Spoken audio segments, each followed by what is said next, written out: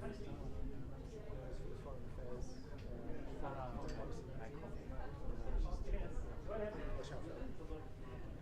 diplomacy,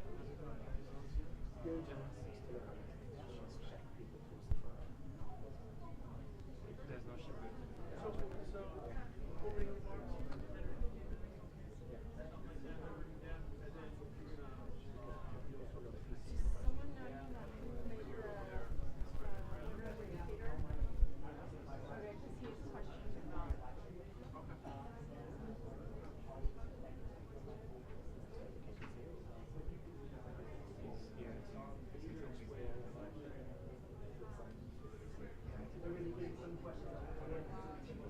Like across the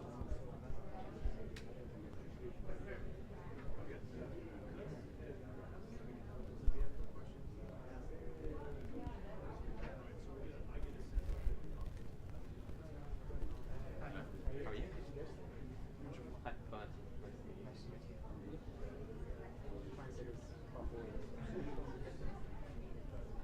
Hello, how are you? Good? Hi, I'm Dr.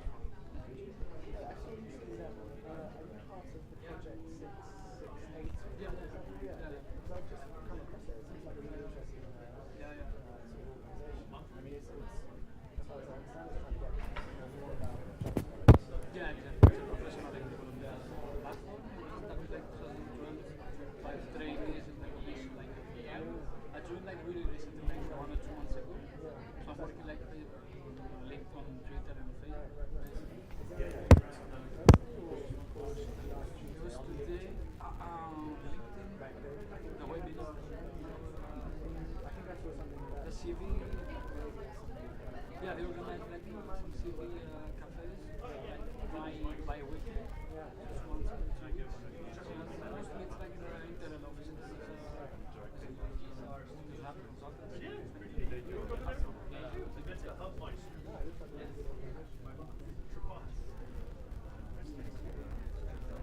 Okay. Yeah, sure.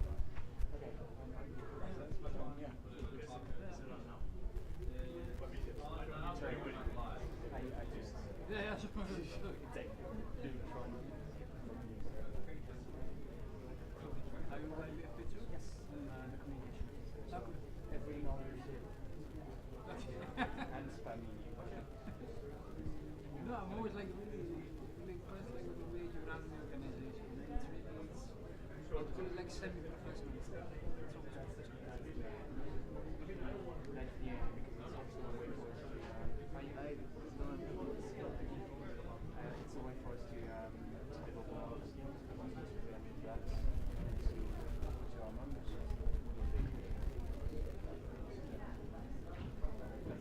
That's a try, like a try for us to do whatever we want. Now, what do you do besides that? That's a full part. That's a full-time job itself, yeah. I mean that.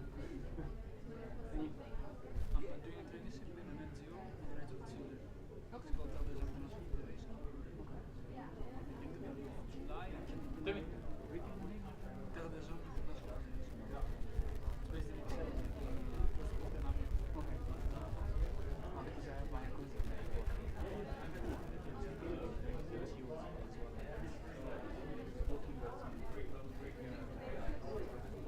Yeah. It's the same organization. So that's why you were interested in Actually, yeah, I was organizing a conference like 1 month ago. I was like really often communicating with Ken, some logistics stuff. Yeah. I was in Budapest actually last weekend, but I didn't get to.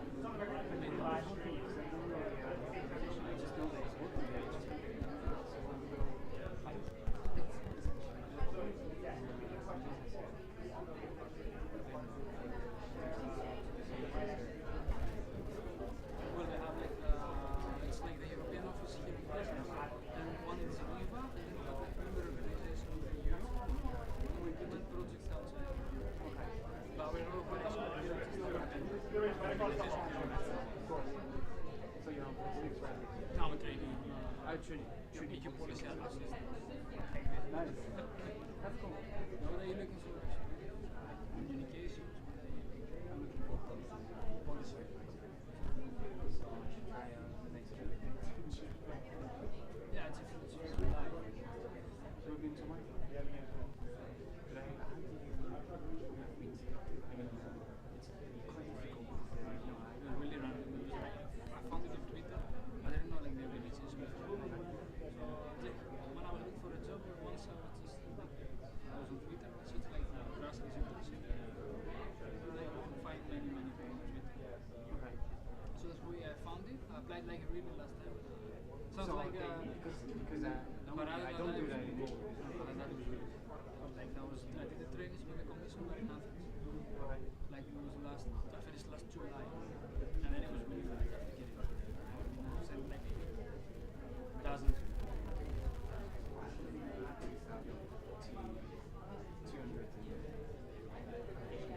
And I just like two it's not- interviews, and now maybe It's not cliche, but you have to do it. Sorry, dude. Yeah, not so bad.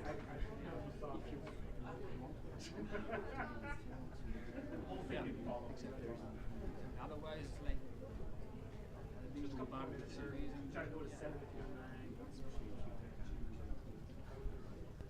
yeah, I do it like it's great sushi. no, I mean,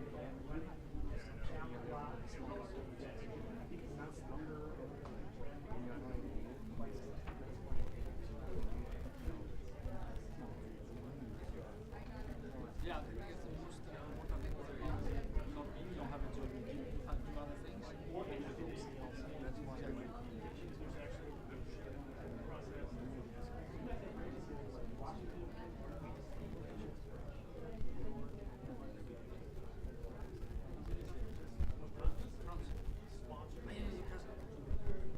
I never expected that actually. Yeah, me neither. So will you see me soon or? No, I guess not. No, so I was not sure. Can you just speak to them? I don't know. I think Yeah, yeah. It's very common so. If I just want that big position. Yeah, I noticed that. Previous speakers make invitation letters. Have a seat. Nice to meet you.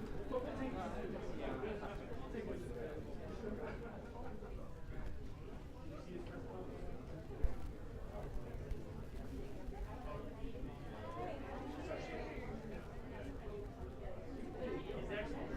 Every word president. But his writing, somebody's writing.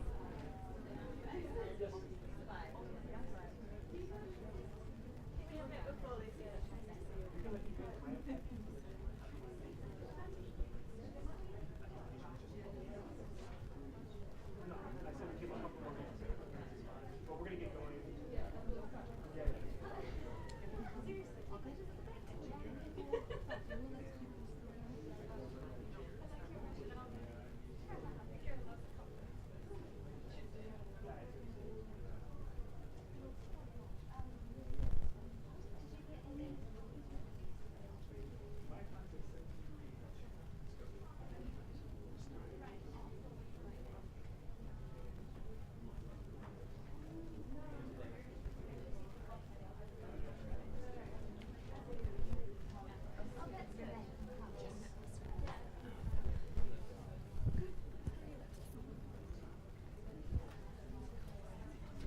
Good evening, ladies and gentlemen, and welcome to another edition of YPFP's Ambassador Series.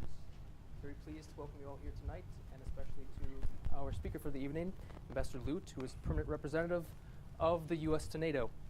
Also being joined via live stream today by YPFP's other branches, and we'll be live tweeting the event using the hashtag YPFP US NATO.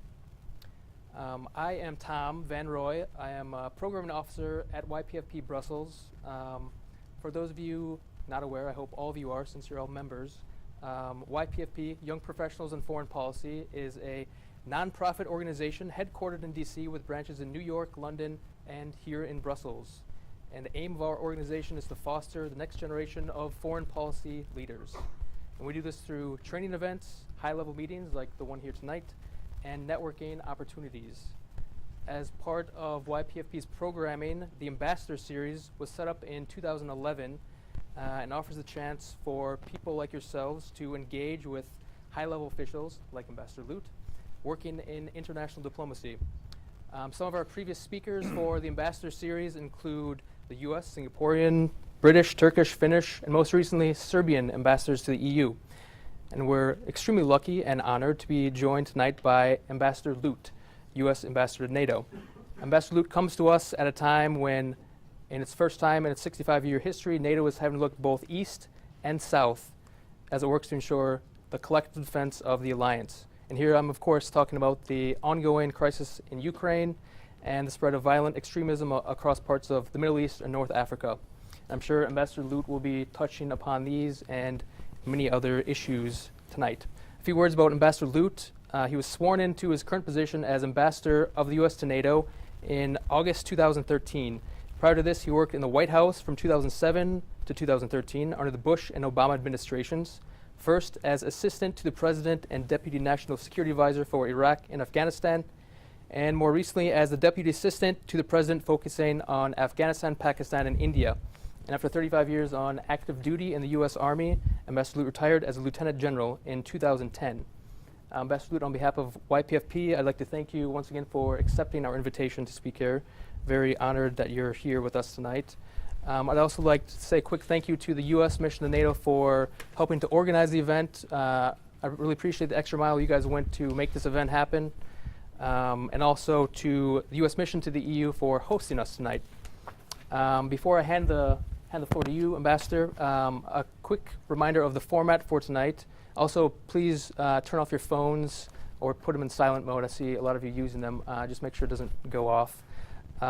So format-wise, we'll be, of course, having a presentation from Ambassador Lute, and this will be followed by a question and answer session where you'll be able to ask the ambassador questions. A reminder that since we are live tweeting, live streaming, and recording the event, this will be on the record this evening. Following the question and answer session, we'll have hopefully a reception provided by US NATO.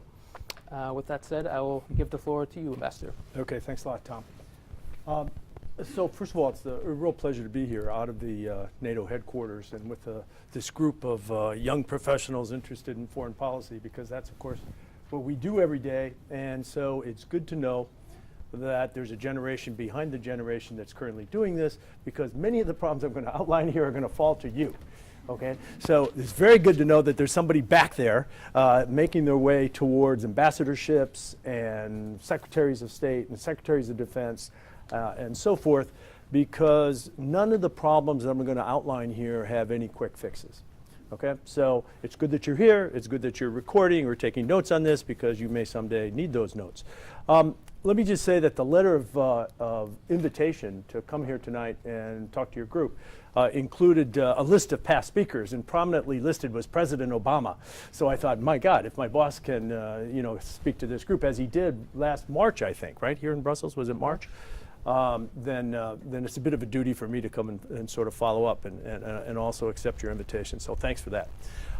I want to spend 15 minutes or so just outlining some context for you in terms of what's going on inside NATO headquarters, where Tom and I work every day, but also then look into the crystal ball and project a little bit in terms of where we're going to be in the next year or so.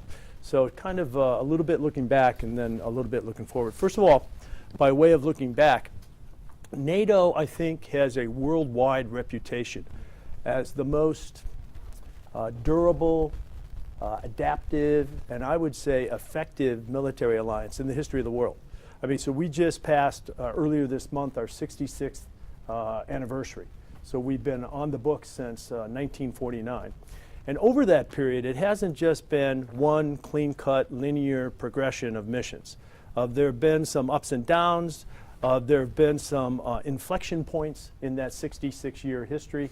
And I just want to outline a little bit about that 66 years, not as a history lesson, but because I'll make the case to you that we're actually at another inflection point right now. And that 2014, 2015, 2016 will see challenges to the alliance and will test the alliance's ability to adapt in ways that it has only had to do a couple times previously. So let me kind of unpack the last 66 years, and we'll talk about the future. So, of course, in 1949, the alliance was created, 12 original members, all about the Soviet Union and the threat from the East. And this, of course, just a couple years after World War II, and one of the great institutions in the post-war period. NATO rose up, and it very strongly focused on one central task, the collective defense of Europe. And the argument, the basic argument was that after 2 world wars, so World War I and now fresh on the heels of World War II, that there was a better way to do business here in Europe. And it would be better if, rather than competing with one another, the European states were bound together, and most important, bound transatlantically to the US in a way that maybe made them more potent as a power bloc, especially in the face of the threat, the rising and better appreciated threat from then the Soviet Union, but also as a way to bind them together with a set of common values, a set of core values having to do with democracy and open markets and so forth. So in a real sense, NATO was born by way of the experience of World War I and World War II. So last year, in 2014, as we celebrated the centennial marking the 100 years of the beginning of World War I, it actually was a pretty meaningful event for NATO, because while NATO wasn't around in 1914, it was one of our charter lessons. So in the first 40 years, so roughly from 49 to 1989 with the fall of the Berlin Wall, NATO's mission was reasonably clean cut. It was all about the Cold War. It was all about the standoff with the Soviet Union, sort of a worldwide, a global ideological standoff. Here in Central Europe, you had a military standoff pressed right up against one another along the front lines of the Iron Curtain. At that time, as a young army officer, I was right along the German border with then the Czech Soviet Socialist Republic and the dividing line between West Germany and East Germany. And at that time, America had 250,000 American troops stationed in Europe. So nothing epitomizes sort of that military standoff of the Cold War more than that very large presence of American troops. But that all came crashing down when the Berlin Wall came crashing down, essentially. 2 years after the Berlin Wall fell in '89, you had the dissolution of the Soviet Union in '91. And I would argue that that marked the first big transition for NATO and the first major strategic inflection point, and that NATO moved from what I call phase 1, or NATO 1.0, if you're with me. I'm trying to relate to you guys, see? Okay, so NATO 1.0 in the Cold War to NATO 2.0. Okay, in this second period of NATO's history, which roughly, by my count, runs from '89 to last year. So we're going to see another pivot point here, right? But that 20 years from 1989 to 2014, I call NATO 2.0, and I label it the operational phase. So what did NATO do when the Berlin Wall fell and it no longer had the Cold War original rationale for the alliance? It took its show on the road. Okay, and it did that by way of operations, first in the Balkans in '95, in Bosnia, 4 years later, in fact, 16 years ago, now in '99, with the bombing campaign, and then the peace enforcement mission in Kosovo, just not far from Bosnia. 2001, 9/11 attacks in New York and Washington. NATO invokes for the first time in its history its Common Defense Clause, Article 5 of the Washington Treaty, in response to the al-Qaeda attacks in the US. And not long after that, NATO launches its largest ever, longest ever combat operation in Afghanistan. I came back from Afghanistan last night, in fact, after a 4-day trip. And we're still there, okay? So in this operational phase, I think the mission in Afghanistan is kind of the classic case. But we also had sort of smaller, sharper operations over the last 25 years. The Balkans and Afghanistan get all the credit, or get all the press. But we had the Libya bombing campaign several years ago. We've had nonstop maritime operations in the Mediterranean, off the Horn of Africa, in the Indian Ocean. And so NATO's been very busy for the last 25 years. But it has not been, during that 25-year period, it has not been, unlike the Cold War, all about the collective defense of NATO itself. Also during this phase 2, aside from being on operations nonstop, NATO did 2 other things very significant, and these were both political moves. The first political move was that we enlarged from then 16 members in 1989, and now we have 28. So some of you probably you're probably citizens from some of these most recently added allies. These are largely dominated by the Central and Eastern European states, which at one time, many of them were actually members of the Warsaw Treaty Organization. And in fact, the 3 Baltic states beyond that were Soviet socialist republics, right? There were 3 former Soviet socialist republics of the 15, that is elements of the Soviet Union, now sit with me at the console table as members of NATO. So we went from 16 to 28 members, and also during this 25-year phase 2, we went from no operational partners, that is states outside the alliance, not members, who were working with the alliance. So sort of an outreach program. We went from none initially, and today we have more than 40. So those two big political moves, outreach in terms of membership and outreach in terms of partnership, really also characterize this 25-year phase 2. Now, why would I argue that last year, 2014, after 25 years of phase 2, that we edged across the line into what I call NATO 3.0? Well, here's the evidence. In fact, I'll save you the suspense. Leaders at the Wales summit last September already concluded this. So I'm not going to ask you if you agree or not, because President Obama, one of your previous speakers, and his 27 colleagues all shook hands at Wales last September and agreed that NATO had passed into a new phase, or passed, as they called it, a strategic inflection point.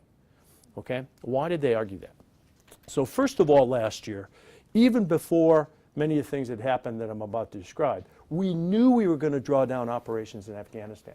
So we were on program, and had been for a number of years, to end the combat mission in Afghanistan, largest ever, longest ever for NATO, in December 2014. So just by the dint of what was happening in Afghanistan, the operational phase seemed to be coming to a close.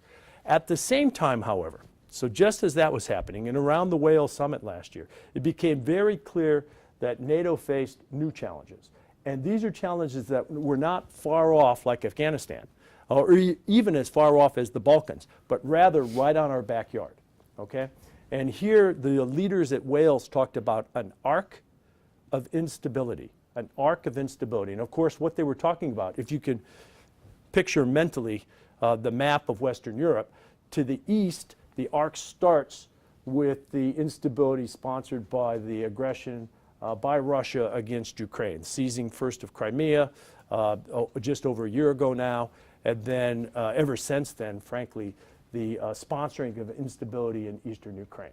So the arc of instability starts there in the east, but now continue to the southeast in your mental map, and you reach Turkey with a 1,300 kilometer long border with ISIS, essentially.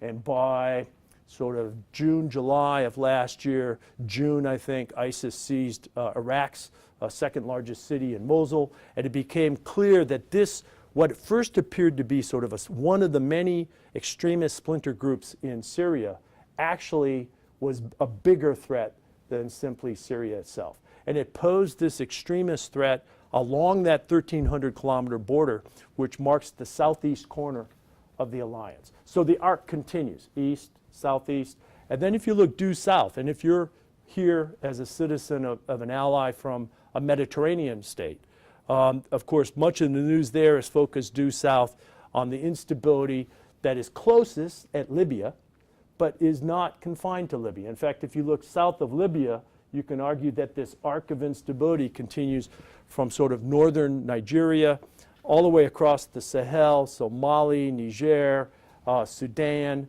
Somalia, and if you really wanted to study your geography, you'd see that that arc continues across the Arabian Peninsula now and Yemen, and I would argue up into South Asia.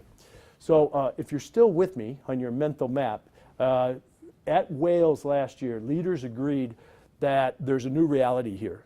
And the reality is, A, immediately on NATO's border, east, southeast, and south, and that it was a very diverse set of challenges. I mean, when you look at the difference between state-on-state conflict in Ukraine and compare it to what's going on in these failing states where extremists can gain root. So that's certainly the case in Syria as a failing state, and I would argue that's already the case in Libya as well.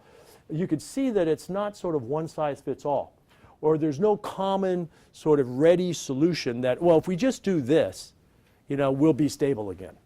So it not only was geographically dispersed, it was functionally, and by way of quality, it was a very differentiated, very diverse set of challenges. So leaders took all this on in Wales. They took on something else, though, because remember that when the 28 leaders of NATO countries come together, they're national leaders, not just national security leaders.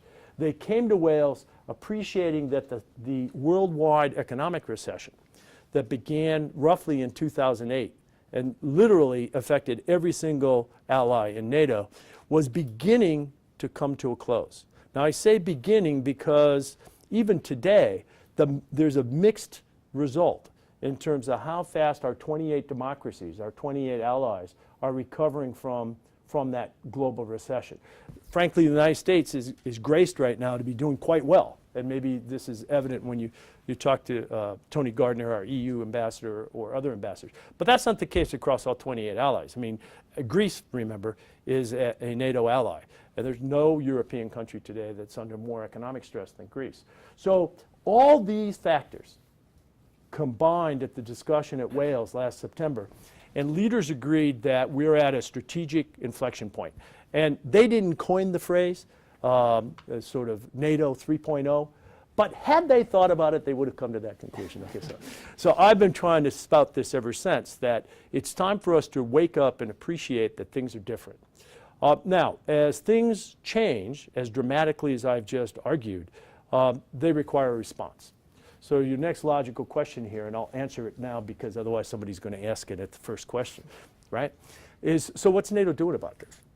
So let me tick off a few things that dominate the agenda at the North Atlantic Council, where I sit several times a week, and the 28 allies work on the political direction of the alliance, and several things which were commissioned at Wales, but I think will arguably be delivered at the next summit, which is the summer of 16 at Warsaw. So the shorthand for this list of topics is Wales to Warsaw, okay? And we're about halfway through that 2-year stint between these summits. The first thing that I think is most prominent on NATO's agenda are internal adaptations that reflect the new strategic environment, that reflect these strategic changes along the arc of instability, along NATO's boundary with the rest of the world, right? Most prominently, there's something we call the Readiness Action Plan. And this is shorthand. By the way, this is referred to as RAP inside NATO headquarters, and you can imagine the committee people who deal with this every day are called rappers. Okay, so the rappers, sorry, that's as much comedy as you'll get out of NATO headquarters. The rappers deal with fundamentally how to adjust the way NATO forces are structured and postured to contend with these new challenges. Now, what do I mean by that? Look, during the Cold War, I've already described how NATO was postured. We were pressed right up against the Iron Curtain, and we were in this nuclear and conventional standoff with the Soviet Union. That's one posture. We're not going back to that. Over phase two, the phase two posture had us light on our feet, prepared for deployment at home, but then we would literally deploy by air and sea to some far-off place, the Balkans, not so far, Afghanistan, really far, right? Stay there for a set period of time, typically for U.S. troops, a year, and then that unit would rotate back and it would go through a recovery cycle. If you were a U.S. Unit over that last operational period, you probably did this 3 or 4 times in the operational period. But you weren't really focused on fighting at home. You were focused with preparing, deploying, doing something for a set period of time against a calendar, right? And then wrapping it up, coming back, and you were replaced by somebody else. That process on a much smaller scale, by the way, continues in Afghanistan today. That's not also a good fit for the new reality. So we've adopted the following structural changes to sort of refit ourselves for the new reality. And in sum, it is this. This is what RAP consists of. It is moving for the first time a light footprint into the easternmost states. So again, if you picture in your mind's eye NATO's east, it starts with Estonia in the north, comes through the Baltics, down through Poland, then through Romania and Bulgaria. Across those 6 allies, we're going to create this year small command and control headquarters. These are about 100 folks, relatively small, but for the first time in those 6 allies' history, they will have a NATO flag flying on their soil. So we're going to create a light footprint forward. Behind that light footprint, here in the core of Europe, we're going to create a rapid reaction force, which initially is founded on a brigade-sized unit. That's about 5,000 soldiers. But what's new about these 5,000 soldiers is that they'll be ready to deploy within 2 to 4 days. And where will they deploy? They'll be ready to deploy to any one of those 6 reception centers in the east. We're also, number 3, creating for the first time a senior headquarters at the 3-star level, so lieutenant general level, which will be in Poland and be centered on the planning and exercising in the event that we have to defend the northeast corner of the alliance. And that headquarters is being stood up as well. Next, we're looking hard at what you might call the Putin model of aggression, which he used first in Crimea, and then with variations we were seeing play out again now in southeastern Ukraine, in the Donbass. And this is this sort of hybrid blend of conventional force, unconventional force, intelligence operatives, information warfare, cyber attack, and so forth, that he has blended together to try to destabilize Ukraine in this case, but more telling, try to stay below the definition of NATO's definition of armed attack. If you go all the way back to the Washington Treaty, armed attack against one of us, the 28, triggers a response by all 28. So fundamentally, hybrid attack, if it were to play out on NATO territory, which it hasn't, but if it were to play out on NATO territory, would challenge us to define it as an armed attack. In fact, it's actually defined to be ambiguous, unattributable, and tuck in beneath Article 5. So that's a hazard for the alliance. And we're figuring out how to address that. So these things are coming together under the Readiness Action Plan. In the meantime, while we're doing all these adjustments, we have today deterrence forces forward deployed across the eastern flank. So for the first time today, and actually over the last year, you have U.S. Army soldiers operating, exercising alongside our 6 NATO allies in an effort to do 2 things, right? First of all, to deter Putin or anybody else who would suggest that they're easy targets. And second of all, and I think more important, to send the message to those 6 allies who are anxious about the insecurity in the East that Article 5, the Mutual Defense Clause of the Washington Treaty, actually means what it says. And that when President Obama spoke here in March, when several months later he spoke in Tallinn, in the capital city of Estonia, one of these Baltic allies, which may well have reason to feel anxious about Putin's aggression. And he said, Article 5 means what it says. An attack on Estonia is just as important as an attack on London, Paris, or Rome. And what we're doing by way of these deterrence measures, with soldiers deployed forward, with air patrols forward, and with sea activity in both the Baltic Sea in the north and the Black Sea in the south, is both reassuring allies that Article 5 means what it says, but also sending an important message in case Putin intends to bring his show to NATO territory.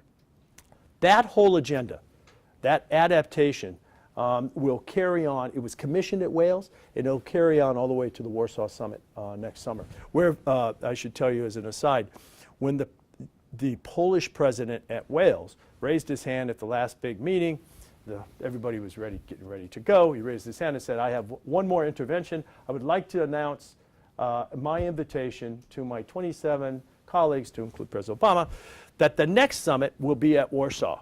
So Poland wishes to host. Very generous. We were all expecting it, but it's very nice. And then he added a little twist. He said, and I promise you that we will have our grand culminating dinner, so 28 NATO leaders, to include President Obama, at a large table, in the same room where the Warsaw Treaty was signed in 1955. So there's a little bit of a historical twist here in terms of Poland wishing to host. But we've accepted the invitation and we'll be glad to be in that room.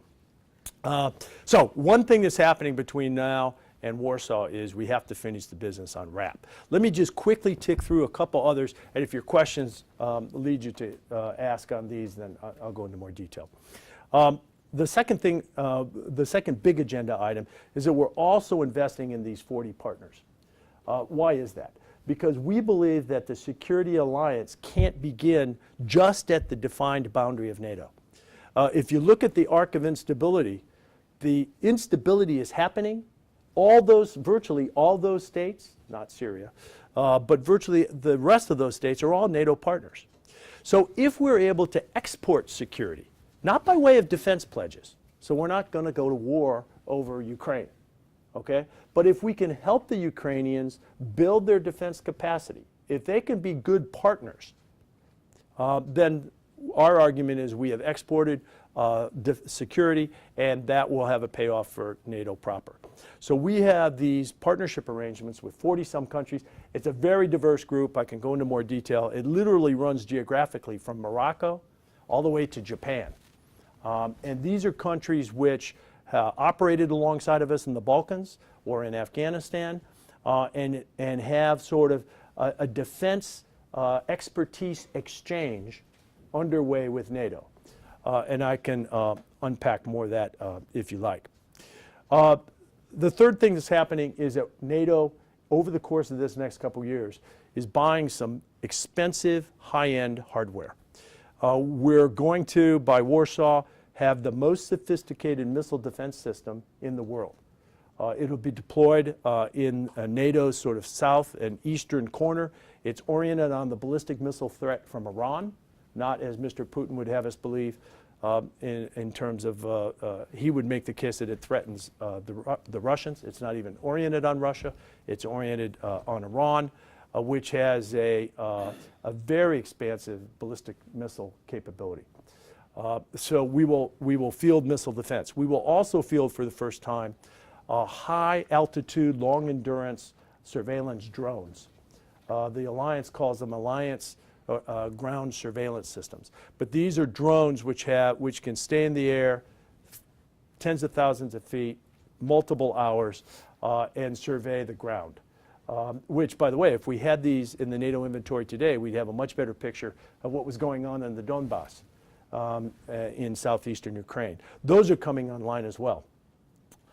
When you add all these things we're doing, so deterrence measures out there operating along the east, adapting ourselves, investing in partners, and bringing on these high-end pieces of kit, what becomes pretty clear pretty quickly, and this was a major discussion at Wales, is that we have an emerging requirements, resource gap.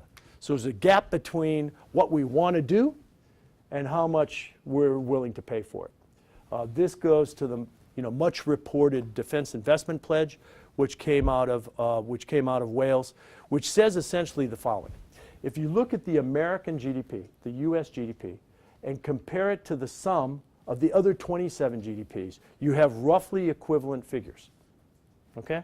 If you look then at a subset of spending, defense spending, and compare American defense spending based on its GDP to all the others and their defense spending based on that summation, equivalent GDP, America is spending twice as much as everybody else combined.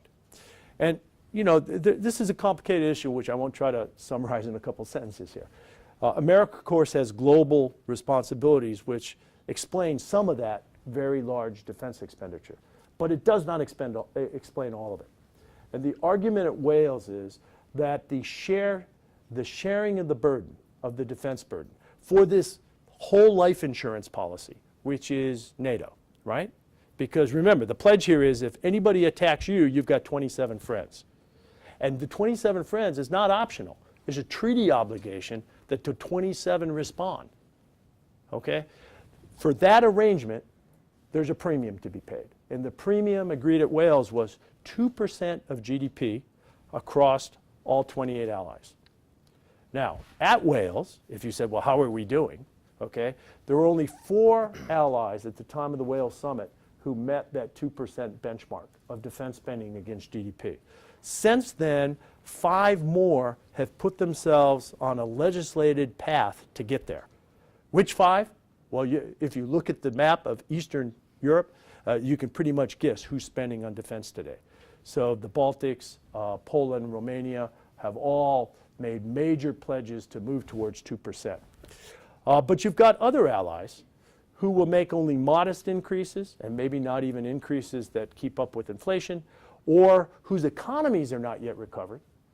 Like Italy is a classic case, large European economy, but not yet recovered from the recession. And so they're not ready to begin to increase defense spending. So you have a mixed picture. But one of the things that will carry over from Wales to Warsaw is the alliance's commitment to track progress against the 2% pledge. And frankly, to be very transparent, to show and tell. But there's no reason this data has to be hidden. I mean, you know, GDPs are well known. National budgets in the 28 democracies are well known. These are not classified documents, and any of us here can do the math. I may be a little more math challenged than some of you, but we can all do the math. Okay, so you can figure out what 2% of GDP is and what our defense budgets ought to be. So we're going to continue. We, especially the United States, will be a leader here as one of the 4 that already spends more than 2%. To just remind everybody that there is a premium to pay for this life insurance policy. Okay, so let me sort of stop there. That's probably enough to spark your questions. But let me end where I started, and that is that, look, NATO's a established, deliberate, bureaucratic organization. That's how organizations survive for 66 years, okay? And that's what we have in NATO. But it's also an organization, despite those qualities, that has proven in the past to be adaptive. I mean, think about the adaptation required at the fall of the Berlin Wall and that strategic inflection point. I mean, the raison d'etre of the alliance essentially disappeared when the Soviet Union disappeared. But NATO adapted and has spent the last 25 years exporting security to places like the Balkans and Afghanistan. I think we're at another such point. I think we're at another such pivot point.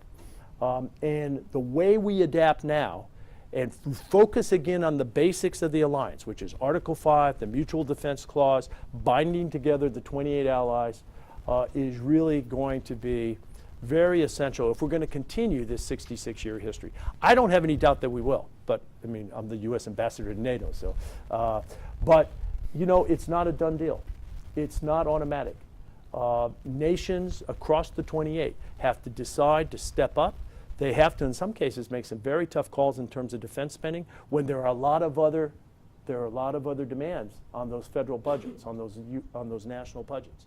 But it's the price of doing business in a world which I believe is increasingly dangerous. So look, let me stop there and get to what you really want to do, which is not hear me, but that's why we're all here. Feeble answers to your tough questions. Great. Ambassador Lute, thank you so much for the presentation. Even as someone who works at NATO, it's good to hear a rundown of what we're doing. It's a little history lesson. Somewhat familiar? A little bit familiar, okay, yeah. That's good. He spends a lot of time in the cafeteria, so he picks up this stuff. Oh, it's important to have coffee. Yeah. Okay, so I'll open up the floor here in a second. Some rules before we do that. I'll ask ahead of your questions that you introduce yourself with your name, where you're from, where you work, and please stick to questions, not statements. If you want to make a statement, you can go home. So this problem already exists in this group? Yeah, because this certainly exists in the next generation. So this is something you should try to purge from your generation before you get into policymaker level discussions. So yes, please stick to questions and try to keep it short and sweet, to the point.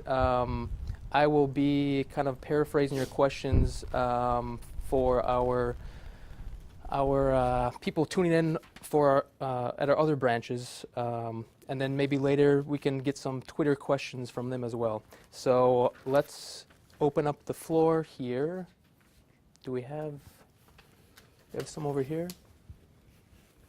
Let's go here and then over here. Let's take a couple first. You can. Good evening. My name is Valentin Klo. I'm actually trainee in the So I think we probably got to get the mic because we're transmitting abroad, right? Yeah, sorry. I can hear you, but I'm afraid Washington can't. So good evening, my name is Valentin. I'm actually training in small action services in adaptation. I'd like to jump again on what you mentioned about defining armed attack in the context of cyber. I think this question has been asked a few times. Yeah. I know President Obama has voted an executive order trying to find new ways for preventing cyber attacks in terms of redress activities instead of individuals. And although he has reinstated several times the fact that Article 5 will still apply, I'd like us to have an opinion on about the likeliness of using Article 5 for cyber attacks. There was Sunny recently in terms of that, for instance, the cyber attack by a group on data center institutions. So what are the conditions for calling on the Article 5 and the likeliness of identifying, for instance, what is Okay, do you want to take several or you want to do them one by one? Up to you. I think they'll vary a lot, so maybe we better take one by one. All right, for our audiences on the live stream, let's paraphrase. But so we had a question on cyber defense, how to prevent cyber attacks, and how or if Article 5 can be applied to cyber attacks. Right, so you're right that the reading of Article 5, right, the key language in Article 5 is armed attack. But remember that Article 5 was written in 1949, okay? And the only armed attack anybody was thinking about in 1949 when the Washington Treaty was signed was this feared attack from the Soviet Union across Western Europe and so forth. In fact, just think about it. They didn't, in 1949, anticipate the only time an armed attack was defined and Article 5 invoked, which was an al-Qaeda attack on New York and Washington. So it wasn't in Central Europe, it wasn't the Soviet Union, and it wasn't a conventional army. And yet Article 5 was invoked at that one time. So now as we move into this concern about cyber security and so forth and cyber defense, at the Wales Summit, the alliance at 28, to include President Obama, agreed that a cyber attack on one of the 28 may rise to the level of an armed attack. Now, a little ambiguity here is maybe not a bad thing, right? Because if you have opponents, maybe it's a good thing that they're not quite sure where the threshold is in terms of the precise definition of cyber and armed attack. The only further definition that was agreed at Wales is that the impact of the attack, the effects of the attack, would be what judges, what the leaders would judge as to whether it was an armed attack or not. So if a cyber attack causes effects that rise to the level of the kinds of effects that an armed attack might have, then we'll have a discussion at 28 in the Council. And there's the potential that Article 5 would be invoked. Okay? Now, you mentioned there are a whole series of reports about cyber attacks that clearly don't rise to the level of armed attack. The Sony attack maybe is a good example. The State Department website could be hacked. Look, that does not rise to the level of an armed attack. But that's the quality we're going to have to judge it against. And we'll judge it on impact. Now, if a cyber attack shut down the electrical grid and people began to die in hospitals and so forth, or if a cyber attack dismantled a hospital system, or the air traffic control, the civilian air traffic control network in a country, and there were casualties. And so, I mean, these are the kinds of things that you could imagine would at least enter into the discussion of, is that the equivalent of an armed attack? So that's the state of play right now. We have one over here.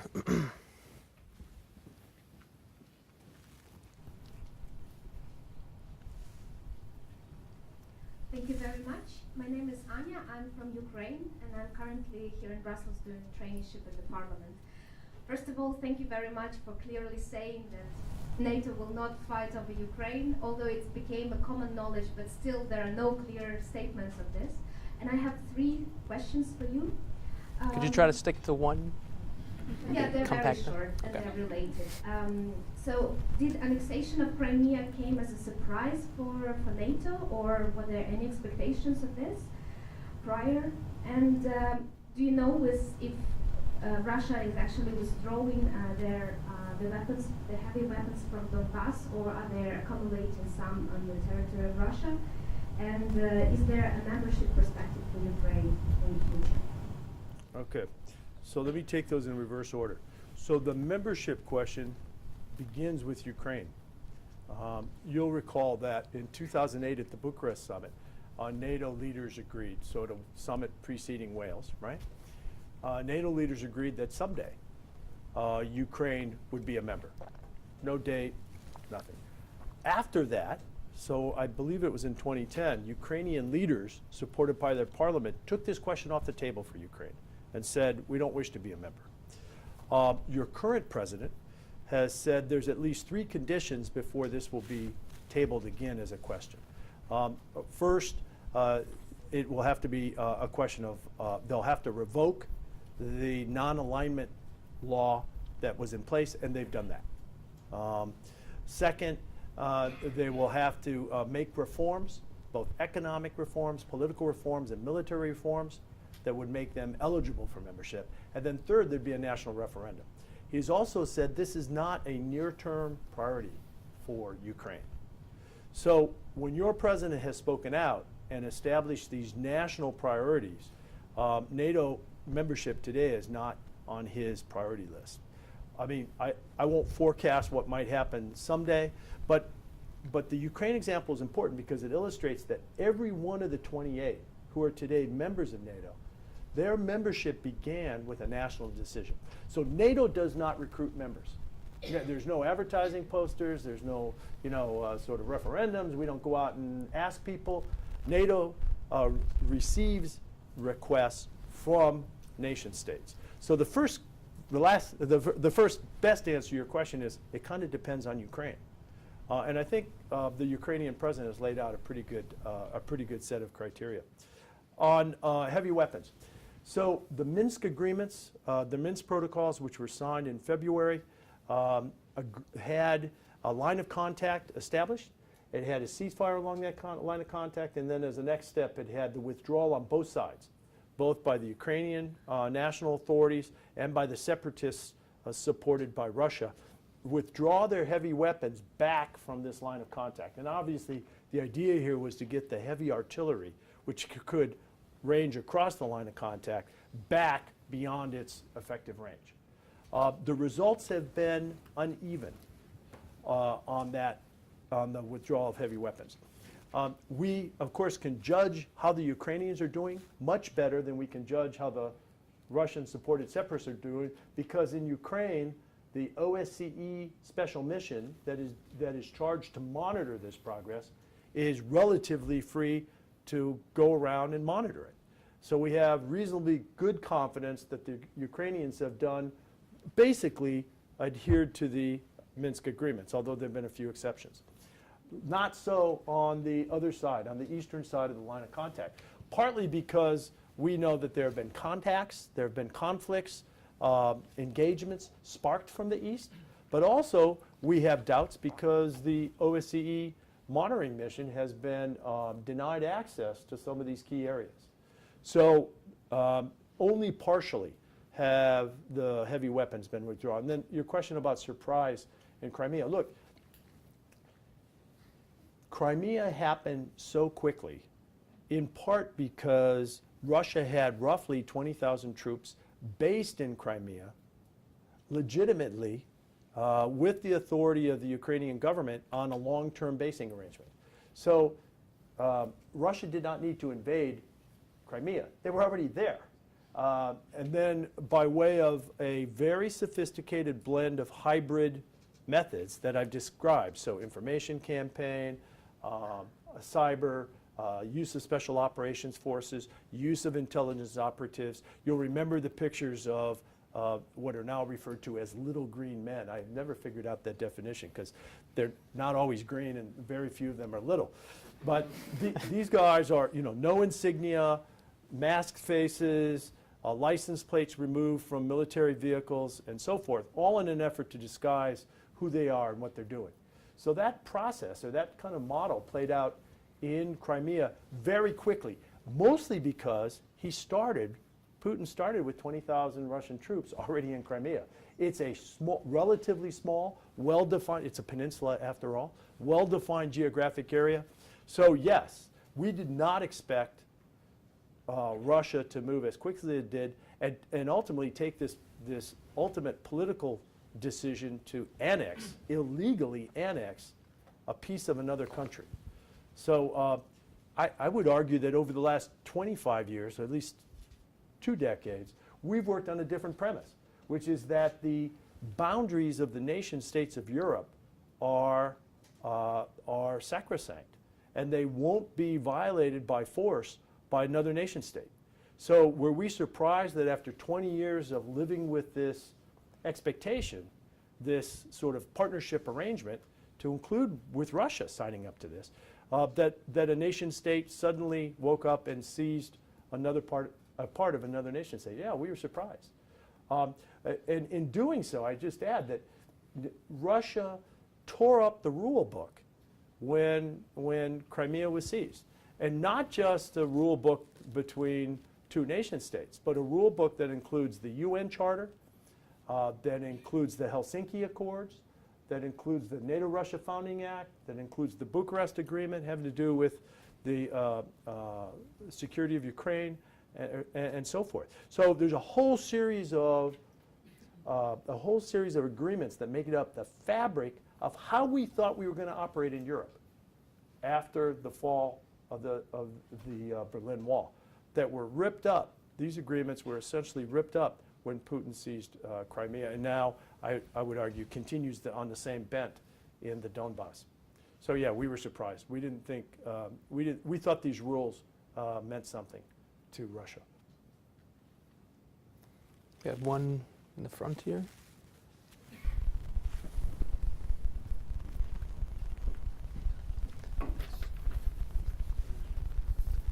Hello, my name is Anthony Spota, and I'm the Programming Director for YPFP. Thank you very much again for having attended tonight. My question would be with regards to the Afghan and as well the Libyan example. I'd like to hear your ideas of, in terms of lessons learned, what has been done successfully, but also what has been done that in the future should be done in a different way. Thank you very much. Okay, so that's probably a graduate school seminar. Okay, but let me take a stab at a couple of them. And both of these are still actually playing out, right? So Afghanistan, we still have 12,000, 13,000 NATO troops in Afghanistan. We're going to be there for several more years. How Afghanistan comes out of this NATO engagement period is still up in the air. I mean, it's up in the air politically. It's up in the air in terms of security, and it's also threatened by way of the economics of Afghanistan. So the bidding's still out in terms of how this on. So it's probably a little too soon for even armchair quarterbacks like me, but certainly too soon for historians to sort of draw firm conclusions. But I've got a couple that I carry around with me. One is that before we go into operations like Afghanistan, we really need to know very well what we're getting into. Now, inside US NATO, I have a rule for my officers, and that is that if you're going to have in your professional portfolio a slice of the NATO territory or a functional slice, or you can be responsible for something at US NATO, I expect you to master that topic. Before we as a nation, Michelle's shaking her head, before we, now she's really embarrassed. Maybe a little guilty there, Michelle. But what does this mean? This means that, look, if you're a political officer in US NATO, or if you're the Secretary of Defense in the United States of America, right? Before you take on a task and take bold action, and I'm not talking just about the Secretary of Defense, you really have to understand what we're getting into. I don't think the United States, so set NATO aside for a second, I don't think the United States adequately appreciated the complexities of what we were facing in Afghanistan in 2001. Okay? I think we went in 6 or 8 weeks after 9/11. Target was very much about Al-Qaeda and making sure that what happened in New York and Washington on September 11th wasn't about to happen again somewhere else. And we just didn't know. But what we found was in Afghanistan that was deeply ethnically divided, which is religiously and socially repressive and probably centuries behind the Western world in terms of culture and norms. We found in Afghanistan that was the 4th poorest country in the world in 2001. And we found Afghanistan, whose majority population, the Pashtun people, were not even living in Afghanistan. Most Pashtuns, while they make up the majority in Afghanistan, actually live next door in Pakistan. And so when we displaced the Taliban, deeply Pashtun, religiously conservative leaders in Afghanistan after 9/11, where did they go? They went to Pakistan. Where are they today? In Pakistan. So until we unpack these deeply complex problems like that, we can go in 8 weeks after 9/11 and chase bin Laden and Al-Qaeda next door into Pakistan. And we can displace the Taliban governing regime, and they too, many of those leaders also fled into Pakistan. But in the aftermath of that sort of sharp operation, we have to have a better understanding of what's left. And I will tell you that I'm still learning. I mean, I mentioned I just came back from Afghanistan from a 4-day trip last night. Every single trip, and I think I'm on 27 trips to Afghanistan over the last 10 years. I learn something every time. It is enormously complex. It is enormously difficult for people like us to leave a room like this and go into that setting and understand it. So one lesson, okay, is we better know what we're getting into. Second lesson, and I won't go deep down this list, but I'll offer you a couple. The second is that when we do go into operations like this, we have to be careful not to overemphasize military tools and underappreciate or discount political tools. And I think we've done that repeatedly. The United States I won't speak for the whole alliance. I can't speak for the whole alliance. But the United States has had a tendency, in my view, in the last 10 years to overappreciate the military arm and discount the political. And what happens is that even if you're successful in those cases on the military side, the politics are lagging behind, and you can't sustain the military progress because there's no political model for it to fall on top of. Here, if you think of the political development in Afghanistan, for example, that's a case. But if you think of the short history of the last 10 years in Iraq, you're able to topple militarily the regime of Saddam Hussein, but then what? Okay? Because in the course of doing that, we completely upset the political apple cart, and I would argue it hasn't settled yet. It hasn't resettled yet. So a better sort of balance between military means and political means is really important. In the case of Libya, it's a bit of a one-off case because the NATO mandate in Libya was really quite narrow. So it wasn't designed to overthrow Gaddafi, replace the government, build a security force. It was humanitarian-based and so forth. It was a short, sharp operation. Now, there's no question that the NATO bombing campaign there, I think, had an impact on the events that followed. And again, when you look where we are now, several years after the bombing campaign, it's a failed state. And it's not a failed state like any other failed state. It's not that the failure, that the instability resides inside that border. It spreads like water on a tabletop. It goes the path of least resistance. So where does it spread? It spreads south into the Sahel. It spreads into Tunisia. It spreads into Egypt. It's now spreading across the Mediterranean by way of these illegal migrants. Last year, one NATO ally, Italy, processed 170,000 illegal migrants from Libya. And there's no political solution in sight in Libya. So I guess I'd sum up both of these thoughts, both in terms of understanding what we're getting into and making sure that the The political is not discounted. The political means it's just to say that these are enormously complex, and that we need to sort of have a very sober, humble view of what these interventions can accomplish, because our ability to actually change the dynamics in a society like Afghanistan or a post-Gaddafi Libya, or I would argue a post-Assad Syria, and other places that are cropping up along this arc of instability. We have to have a lot of humility in terms of what we can actually do about these problems. There are no quick fixes, and there's certainly not a quick military fix. So it's a little sobering. Should we do one more round? Sure. Let's What's a round? Well, I'll, Yeah, we can do a couple more, sure. let's take a Whatever. Twitter question before this. Great. Yeah, let's take a Um, couple of those, because we want sure. to encourage this. So this is from Andrea. Sorry, I'm sure I'm butchering your name. Andrea Arcolinanu via Twitter. Hello out there. Oh, okay. Oh, so, you're here. Hey, How do you pronounce your last name? Ah, it's pretty good. that's not too bad. All right. So, So why don't you just stand up and ask your be question? my guest. But that was pretty sneaky using the. European Studies Specialist, and now working for long.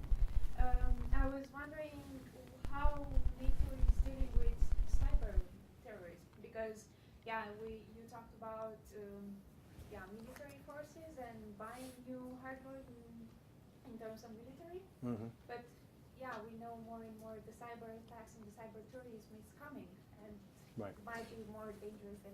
Right. Well, so NATO's first priority with regard to cyber defense, which is what we do. We don't do cyber offense, by the way. We do cyber defense. We're a defensive alliance. Our first responsibility is to defend the NATO information systems that NATO owns. So NATO owns, based on common funding, that is funding resources from all 28 allies, command and control systems, communication systems, digital sensors, and so forth. It's a very heavy investment made by the alliance over decades.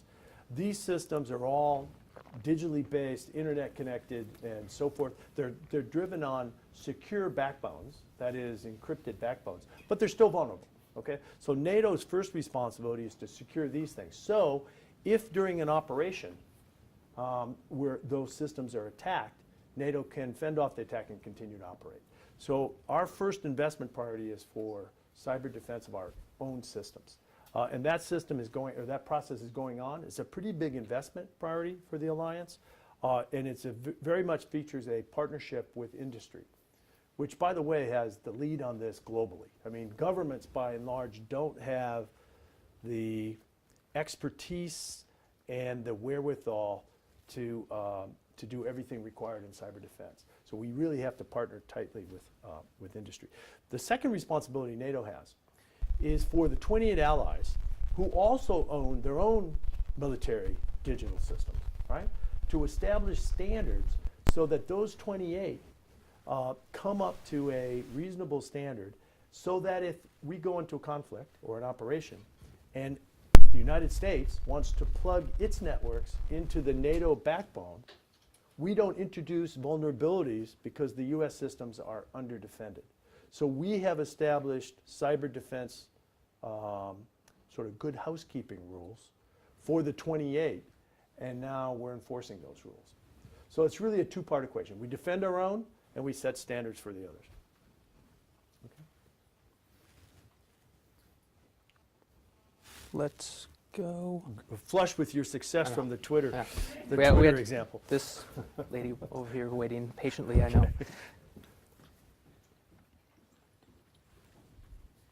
Good evening, everyone. My name is Anastasia. I'm also coming from Ukraine. So, I'm a trainee at the Committee of the Regions. My question will be about broken promises. And a year ago, Putin, addressing the Russian parliament, said such a thing that basically, you also mentioned, broken agreements. And what he said is actually not the Russian Federation, but NATO at first place broke the agreement of not enlarging the territory, the alliance territory, beyond the reunited Germany more than 20 years ago. And this actually provoked a lot of support toward this both in Russia and Ukraine. So my question is about this. How can you comment it? Is it true? Is it not true? Right. In short, my comment is just because Mr. Putin says it doesn't make it true. In fact, it's a pretty good lead that it might not be. Okay, and in this instance, there is no, out of none of the international agreements that have to do with expansion of NATO and so forth, there is no written record or oral history that supports that assertion by President Putin. In fact, if you go back to agreements like the NATO-Russia Founding Act, which is between NATO as an alliance and Russia as a second party, it is all about respect for territorial sovereignty, respect for national choice, respect for the will of nations to choose their own path. So, I mean, what exactly did Russia believe it was signing in the NATO-Russia Founding Act if it didn't believe that countries like those in Central and Eastern Europe could choose their own path? It didn't say only Russia could choose its own path. It said countries in the North Atlantic space could choose their own space.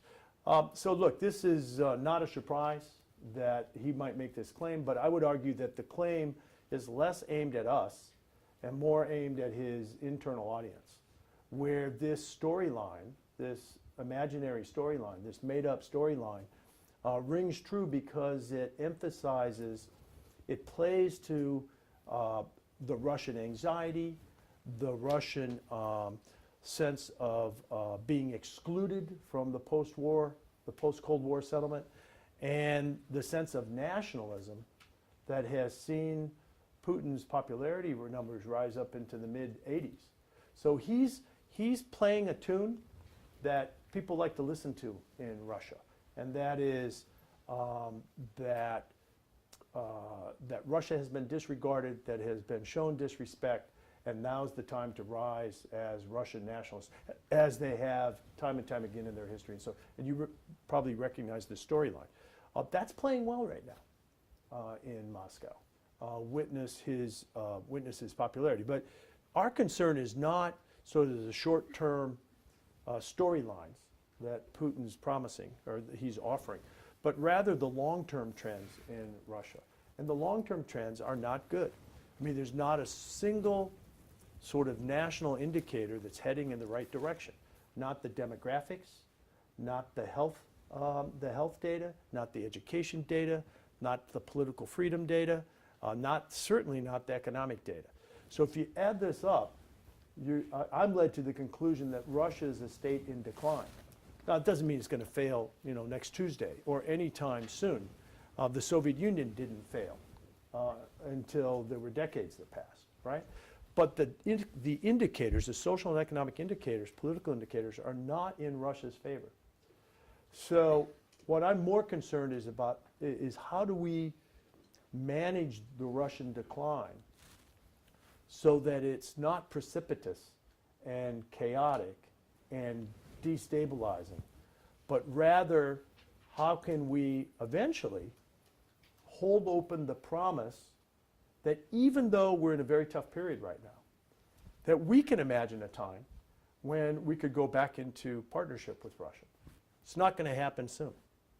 Why? Because of the events of the last year. The last year proves that we do not have a partner in Putin's Russia. We believe, however, at least I believe, that the geography still counts here. And that as a huge neighbor on NATO's border, it is natural that we aim for a cooperative relationship and not one of contest, not one of competition. But what's clear is that we're now in a period where that's not possible. So we'll see. But NATO, in this, while we get through this tough period, NATO sees itself as sort of the mature player here. The mature player that will abide by its international agreements. The mature player that's not going to start storylines, and throw storylines back and forth among capitals. So we'll be deliberate, we'll be mature, we'll be responsible, we'll adhere to our international agreements, and Mr. Putin will manage Russia the way he wishes. Let's maybe wrap it up with one last Twitter question from Jordan Slopey in Washington, D.C. And I think Jordan may have read a Carnegie paper that came out in the last couple of days. Should we focus on the 2% or should we focus on what is needed, capabilities? Yeah, actually we focus on both. So to Jordan, so how does Jordan get this? Michelle, are you typing this back to Jordan? No, okay. Well, if anyone watching. sees Jordan. So I mentioned that at Wales we reaffirmed this 2% benchmark for defense spending. That's clearly an input measure, right? Because, you know, what does that huge sum of money of 2% actually buy? Which I think gets to the question. NATO also establishes exactly what NATO recommends nations invest in. So it's not simply give us your money. In fact, they don't give us much of the money at all, NATO, the alliance. These are national militaries, right? So the United States of America doesn't write a check to NATO and say, here, NATO, use this money as you wish. The United States of America buys the defense it believes it needs and then makes it available on call to NATO. Well, that's the case across all 28 allies. But what we do in NATO is say, against various scenarios, this is the sort of military capability that NATO would need. And these scenarios change over time, right? And if NATO found itself in one of these scenarios, which allies have what inventory? And then when you add these up, where are their shortfalls? So we sort of know what we're missing, okay? And so then based on a 4-year review, we go back out to the 28 allies and say, all right, look, if you're going to invest, here are some things you should invest in. These are the things that NATO is short. And so a perfect case in point is Poland just, I think last week, announced that it was making a very hefty multi-billion-dollar investment in high-end air defense systems. Why did Poland choose to do that? Partly because Poland feels vulnerable as Poland, and it wanted to better defend its territory. But I like to think also because that particular item that they invested in is also on the NATO shortage list. So it's a twofer. Poland is better defended, and if called, Poland, once this system is in place, is also better able to participate in NATO operations. So that's kind of how it works. There's not a mandate. There's no requirement that the allies do what NATO asks. But remember where we started here, right? All the allies have an interest in the mutual defense clause. So when an ally buys a system, makes it available for NATO, they're also improving the chances that on the day they're going to get what they need if they call. So it's a two-way street. But that's how it works. It's not just inputs, it's also outputs. All right, I think we'll leave it at that for tonight. Thank you all for the questions. Big, fruitful discussion. Thank you to Ambassador Lute. Really appreciate you coming here. I learned a lot tonight, even though I work at NATO. Even though you work at NATO in the cafeteria. Okay. No, you don't work in the cafeteria. But look, let me just end up by saying, just reminding you that you obviously have a personal interest in these sorts of things. Maybe not NATO per se, maybe the EU, maybe another dimension of this arena, the foreign policy arena. And it's obvious because you vote with your time. I mean, you could be doing something else tonight, or the 3 or 4 times a month that there are events like this, you could be doing something else. But if you're interested in something like this, stick with it, because it really is important. None of what I described tonight, not a single issue, is going to be resolved while I'm the ambassador to NATO. I can just sort of, I can make some small steps forward and so forth, but everything we described tonight, Putin is not going to sort of wake up tomorrow and have, a change of life, okay? So these things are going to be with us, my generation, they're going to be with you. And if they're not precisely the same, they're going to look familiar, okay? So if today we're worried about a post-conflict Afghanistan, think about Libya, think about post-Assad Syria. Is Iraq going to hold together? What about Georgia? What about Moldova? What about the Sahel, south of the northern states of Africa? So these problems are going to be on your scope if you continue to show interest in the foreign policy arena. So look, I really applaud that you are spending your time. There must be great food or something here that's, that draws you down here on a Tuesday evening, but I applaud it because we need you to step up as the next generation. Okay? Great.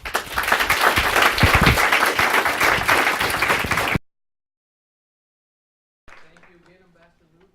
Also, a quick thank you to US EU, US NATO, the YPFP staff who helped organize this, and all of you for joining us tonight, and you guys on the live stream. Hello out there, and goodbye. Please join us for a reception hosted by US NATO. Many thanks for that. Once again, reminder on upcoming events, we have a